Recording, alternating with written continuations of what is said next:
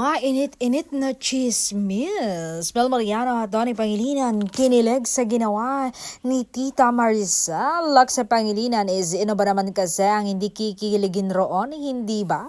God give me you na ang kantang ginamit ni Tita.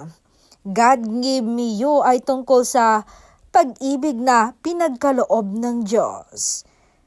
At for sure, pati si Tito Anthony at mga siblings ni Donnie na sina Ate Ella, Hannah, Solana, and Benj ay kinilig sa ayudang ito. At lalong-lalo na si Bel Mariano dahil napakaswerte mo naman kung gusto ka talaga ng nanay ng lalaking mahal na mahal mo. At ganon din itong si Master, itong si Donnie.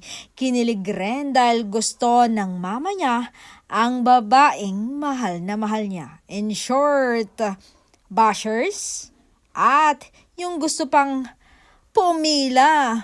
Uy, tapos na po ang pila.